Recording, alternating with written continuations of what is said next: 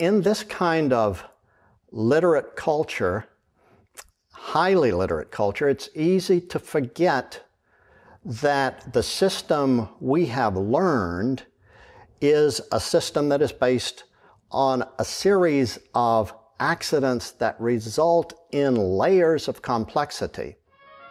In nomine Patris et Filii et Spiritus Sancti. The alphabet that we use to write English now was not created for English. It was created for Latin.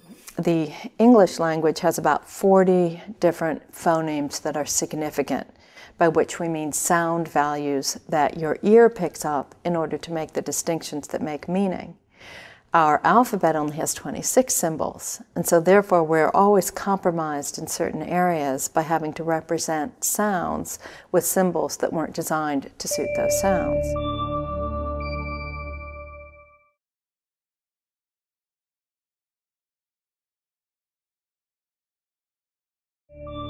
We imagine, at some point, some Greek looking at the Phoenicians using this alphabet and thinking, we can tweak this a little bit and we can use it to write Greek.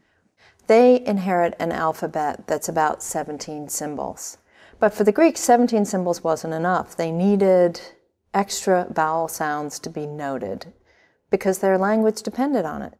So the Greeks actually add the vowels as letters.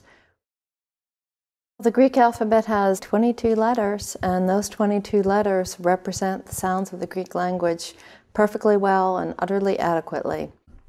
I think it was much easier to read and write in the 8th century BC than it is today.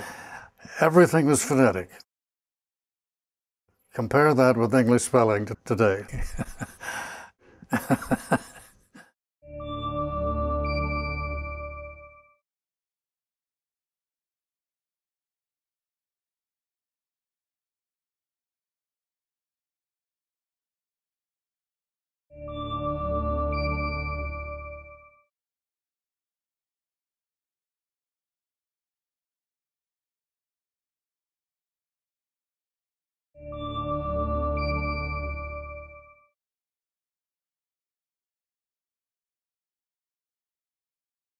You have to remember, no person wrote English as a first form of writing until after 1700.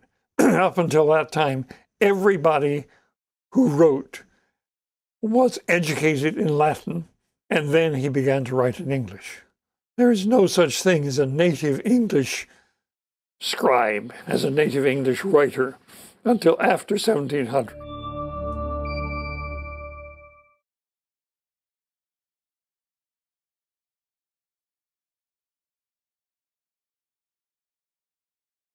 That patterning derives from the fact that we have 50-some sounds, but only 26 letters. So we have to adopt a whole variety of mechanisms to close the gap. Doubling up letters and having other letters serving as markers to tell you what sound a particular letter is supposed to have. There are all these complexities. So we get GHs and THs and PHs that are supposed to sound like Fs.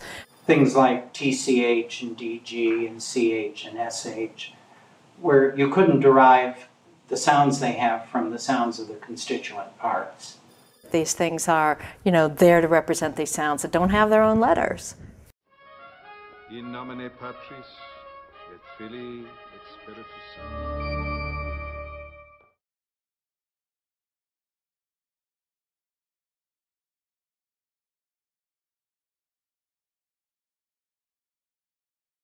And imagine now the people trying to fit them together, sometimes not being very good at speaking the language they were supposedly mapping into, and themselves perhaps not even hearing some of the difference. This is a problem because a phonemic transcription depends on the recognition of phonemes. So you want to change the written language to better approximate what it is that you think you're hearing. So that there's this nice back and forth relationship between what you hear and what you're making the marks for. But the Germanic languages don't have the same phonemic or sound structure system as Latin did. There's a different phonemic inventory in French, Latin, and in English. Sometimes with scribes who weren't very good at speaking English, they're not really writing the English language, they're writing Latin. They're writing an aid to translating Latin into English. They were educated in their Latin pronunciation and in their Latin spelling. The sounds on which the Chancery scribe based their English was not their own pronunciation. It was the court pronunciation. The king and the nobleman pronounced English in a certain way, and the scribes began to adapt that pronunciation for their spelling. In nomine Patris, et Filii, et Spiritus Sancti.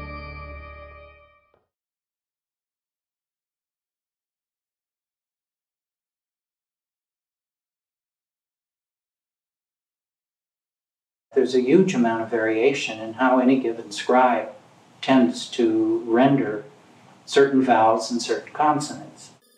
What the Chancery itself produced was often very different from one document to the other. Within one text, sometimes from the same word occurring in the text to another occurrence of the word. So we have individual scribal variation, and then we have a dialect variation, and then we have this mismatch with the sounds and the letters. In nomine Patris, et Filii, et Spiritus Sancti.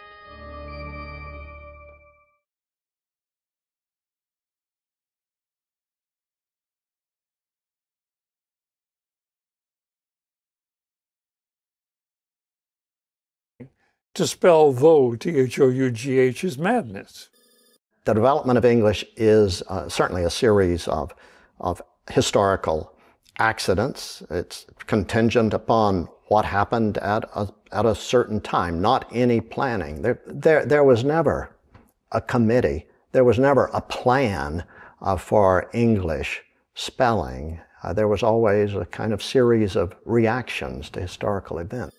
When it was introduced in the 15th century, from 1400 to 1500, it was a phonetic spelling. But the language, the pronunciation has continued to change since that time. And, you know, in many cases we've changed the spelling.